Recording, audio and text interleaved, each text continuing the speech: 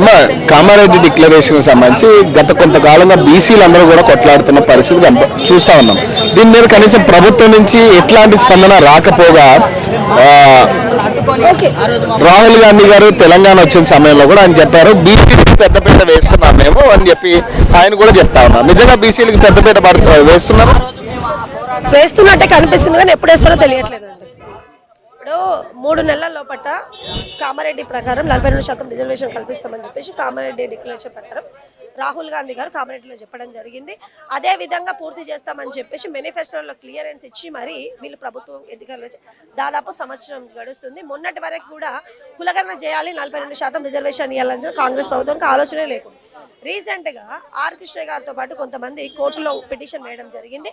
దాని త్రూగా అనుకూలంగా వాళ్ళు కోర్టు వారు స్పందించి వాళ్ళు ఆర్డర్ ఇచ్చిన తర్వాత రేవంత్ రెడ్డి గారు అప్పీల్కి వెళ్లకుండా డిక్లరేషన్ చేసి ఓకే అని చెప్పడం జరిగింది. డెడికేషన్ కమిషన్ కూడా ఏర్పాటు చేయడం జరిగింది. ఇప్పుడు మేము ఏం అడుగుతున్నామంటే స్థానిక ఎన్నికలు ఏర్పాటు చేస్తామని చెప్పేసి జరుగుతుంది. స్థానిక ఎన్నికలు చేయాలంటే 42% ప్రకారమే మీరు చేయాల్సింది. ఇప్పుడు 42% చేయకుండా కులగణన ఆపేసి మధ్యలో ఆపి నువ్వు నీకు నచ్చినట్టు మీరు చేస్తే అప్పుడు బీసీలు నష్టపోతారు. మీరు 42% వచ్చిన తర్వాత చేయాలంటే మీకు సమయం కావాలి. ఎంత సమయం కావాలి? దాదాపు సంవత్సరం దాటింది. ఇంకెప్పుడు జరుగుతుంది? ఈ పార్టీకి అసలు డిసెంబర్లో ఎలక్షన్స్ జరగాల, అది మీరు పోస్ట్ పోన్ చేసారు. ఇప్పుడు మా గురించి చేస్తున్నామని కొందరు చెప్తున్నారు. మా గురించి చేయాల్సిన అవసరం లేదు. నిజాయితీ ఉంటే మీకు తెలుసు 42% కాదు బీసీలు 56% పై చెనుకున్నారు. మీకు ఆ విషయం తెలిసిందే. మీరు 42% ఇస్తే బీసీలు ఇక్కడ నష్టపోతున్నారు తప్ప 56% ఉన్న మీరు 42% రిజర్వేషన్ల ప్రకారమైనా మీరు చేయాలా. కులగణన చేసిన తర్వాత మీరు చేస్తామంటున్నారు. కులగణన ఎప్పుడు జరగాల? ఆల్రెడీ సంవత్సరం అయిపోయింది. ఈ కులగణనకు సంబంధించి కూడా ఒక సర్వే చేపడుతున్నాం అని చెప్పి ఇటీవల కొన్ని సర్వేలు చేపించారు కదా, మీరు ఏం చెప్తారంటే ఆ సర్వేల వల్ల నిజంగా కులగణన జరిగేంత ఛాన్స్ ఉందా? గత ప్రభుత్వం కూడా సర్వే జరిపించిందండి.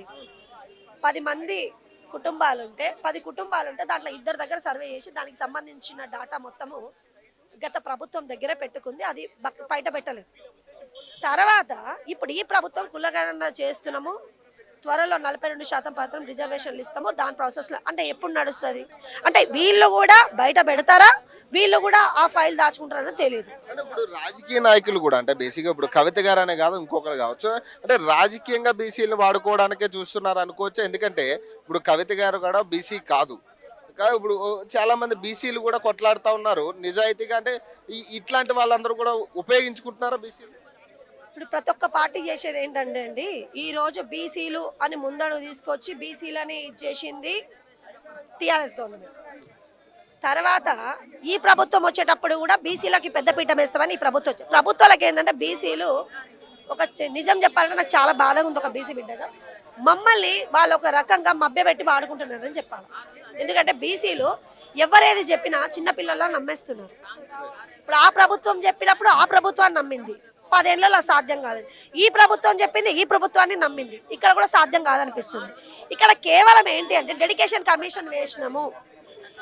ఇప్పుడు రాష్ట్రంలో మనకు 100 కోట్ల జనాభా ఉన్న రాష్ట్రం ఏం కాదు, 4 కోట్ల జనాభా. 4 కల్లా కోటి లక్షలు ఇస్తే దాదాపు బీసీలో 2,50,00,000 కంటే ఎక్కువ ఉండదు. వీళ్ళని నిజంగా కులగణన చేయాలి, వీళ్ళ జనాభా తీయాలి అంటే పెద్ద కష్టమైన పనేం కాదు. వీళ్ళు చేస్తున్నట్టు కనిపిస్తుంది కానీ చేయట్లేదు. ఇప్పుడు మా దగ్గర ఒక 10 మంది కుటుంబాలు ఉంటే ఆ 10 కుటుంబాల్లో 5 మందికి సర్వే చేస్తే 5 మందికి సర్వే జరగట్లేదు. అంటే జరగట్లేదు ఏంటండి, ఆ 42%లో తగ్గించే ప్రయత్నం జరుగుతుంది అన్నది స్పష్టంగా కనిపిస్తుంది. ఇప్పుడు ఒకటే ఇంట్లో 10 కులాలకు సంబంధించిన వాళ్ళు ఉంటారు. మీరు ప్రతి ఇంట్లో కూడా బయట నువ్వు చూసి వీళ్ళు బీసీ లేకపోతే ఓసీ అని చెప్పుకుంటే సరిపోదు. దాంట్లో ఎస్సీలు ఉండొచ్చు, బీసీలు ఉండొచ్చు, ఓసీలు ఉండొచ్చు. ఒక అపార్ట్మెంట్లో ఒక 100 కుటుంబాలు ఉంటే 100 కుటుంబాలను నువ్వు సర్వే చేస్తే కదా జనాభా ఎంత అని తెలిసేది. ఒక బయట ఒక ఓసీ ఉండగానే ఇది ఓసీ ఓది బీసీ అని డిక్లరేషన్ చేసేస్తున్నారు. అట్లా ఇప్పటి వరకు దాదాపు డెడికేషన్ కమిషన్ వచ్చి కూడా 3 months to 4 months అవుతుంది. ఇప్పటి వరకు కూడా ఎవరు కూడా వచ్చి కులగణన జరుగుతుంది అని రీసెంట్గా ఒక చెప్పడం జరిగింది. ఎప్పుడు జరుగుతుంది? ఇంకో సంవత్సరం తర్వాత జరుగుతుందా, ఇంకో 2 సంవత్సరాలు జరుగుతుందా, అసలు జరుగుతుందా జరగదా? ఇప్పుడు ఇది మేము అడిగింది కాదు, 42% రిజర్వేషన్ ఇస్తామని చెప్పింది మీ ప్రభుత్వం. మీరు ఇస్తా అన్నదే మేము అడుగుతున్నాం. ఇప్పుడు ఈ సభకు సంబంధించి ప్రధానంగా మాట్లాడుకుంటే ఈ సభ అనేది నిజంగా మీరు యాక్సెప్ట్ చేస్తారా?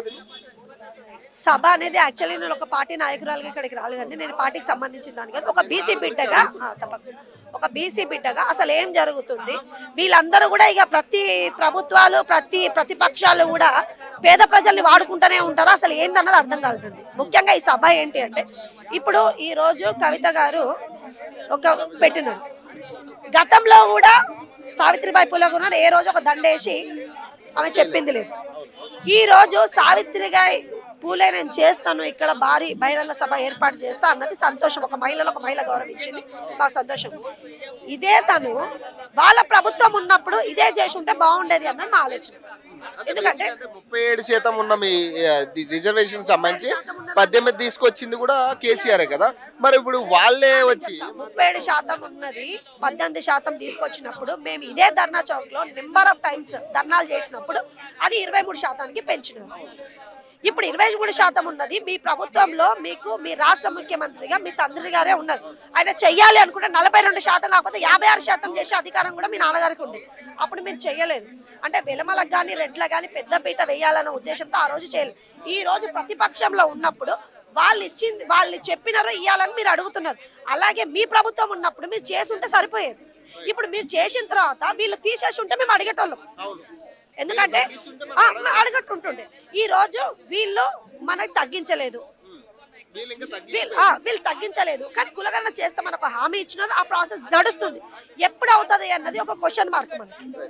ఇదే బీసీలు కూడా అంటే సెపరేట్ అయ్యి ఇప్పుడు తిన్మార్ మల్లన్న కావచ్చు, ఆర్ కృష్ణయ్య గారు కావచ్చు, ఇట్లాంటి వాళ్ళు కావచ్చు, బీసీ సంఘాలు, బీఆర్ఎస్ పార్టీ, రకరకాల అంశాలు వీళ్ళ స్ప్లిట్ అయ్యి కొట్లాడడం అనేది కరెక్టేనా, లేకపోతే ఏంటంటే తిన్మార్ మల్లన్న గారి ఉద్యమం మీరు ఎలా తీసుకుంటారు? తీన్మార్ మల్లన్న గారి గురించి అంటే అన్న నాకు మంచి రెస్పెక్టెడ్. ఇప్పుడు అన్న కూడా ఒక జర్నలిస్ట్గా ఉండి ఏ విధంగా ఇబ్బంది పడ్డాడో మనకు ప్రతి ఒక్కరు తెలిసిన విషయం. అప్పుడు కూడా చాలా ఇప్పుడు ఒక విషయం ఏంటంటే, ఇప్పుడున్న పరిస్థితుల ప్రకారం జర్నలిస్ట్ గొంతు నొక్కే ప్రయత్నం కాకుండా చాలా వరకు బయటకు వెళ్తారు. ఒకప్పుడు టీఆర్ఎస్ గవర్నమెంట్ ఉన్నప్పుడైతే చాలా మంది గొంతు నొక్కేస్తారు, జర్నలిస్టులు పెద్ద బయటకు వచ్చే వాళ్ళు కాదు. అప్పుడు చాలా ఇష్యూస్ అని, అది కారణాలు ఏమన్నా అయ్యి ఉండొచ్చు. మరి ఈ ప్రభుత్వం కూడా అట్లా చేస్తుందా లేదని స్పష్టంగా చెప్పలేను. కాకపోతే గతంలో మాత్రం పరిస్థితి ఇదే విధంగా ఉంది. ఫైనల్ గా ఏం చెప్పదలుచుకున్నారు? ఈ 42% డిక్లరేషన్ జరిగి తీరుతుందా? అసలు వీళ్ళ ఛాన్స్ ఉందా, చేసే ఛాన్స్? ఇప్పుడు వీళ్ళు చేసినా ఎవరు చేసినా ప్రభుత్వానికి చిత్తశుద్ధి ఉండాలండి. ప్రభుత్వమే 42% ఇస్తా అన్నది, చేస్తుందన్న నమ్మకం నాకు ఉంది. కానీ ఎప్పుడు చేస్తుందా అన్నది చెప్పాలా. మేము కోరుకునేది రాష్ట్ర గౌరవ ముఖ్యమంత్రి గారు ఏంటి అంటే, వీలైనంత త్వరగా మీ స్థానిక ఎన్నికలు చేయాలని చెప్పేసి మీరు ఆలోచిస్తున్నారు. దానికంటే ముందు 42% ప్రకారమే రిజర్వేషన్లు ఇచ్చి వాళ్ళకి స్థానిక ఎన్నికలు పెడితే ఒక బీసీలు ముందుకెళ్ళే అవకాశం ఉంటుంది. వాళ్ళు ఎంపీటీసీ కావచ్చు, జెడ్పీసీసీ కావచ్చు, ఏదన్నా అవ్వచ్చు. వాళ్ళకి రిజర్వేషన్ ప్రకారం ఉంటే వాళ్ళకి అడిగే హక్కు కానీ అధికారం కానీ ఉంటుంది. మీరు ఇది రిజర్వేషన్లు ఇవ్వకుండా మీ స్థానిక ఎన్నికలు ఏర్పాటు చేస్తే బీసీలు నష్టపోతారు. అక్కడ బీసీలు నష్టపోద్దని ఇప్పుడు మీరు చెప్పిన డిక్లరేషనే కాబట్టి రాహుల్ గాంధీ గారు మాకు పెద్ద దిక్కు, ఆయన చెప్పినారంటే మేము ఖచ్చితంగా చేస్తామని రాష్ట్ర ముఖ్యమంత్రి గారు రీసెంట్గా కూడా చెప్పడం జరిగింది. మీరు చెప్పిందే మేము చేయమని అడుగుతున్నాం. మీరు 42% ఇస్తా అంటే మేము 55% అడగట్లేదు. మీరు ఇస్తా అన్నది మాకు ఇవ్వమని అడుగుతున్నాం. ఇచ్చిన తర్వాతనే మీరు స్థానిక ఎన్నికలు కానీ ఏ ఎన్నికలు కానీ చేయాలి. అంటే దీని ఎఫెక్ట్ స్థానిక ఎన్నికల్లో ఉండబోతుందా? తప్పకుండా అండి. ఇప్పుడు ముఖ్యంగా హైడ్రా ఎందుకు వచ్చింది అంటే, సామాన్యులు ఇబ్బంది పడొద్దని హైడ్రా వచ్చింది.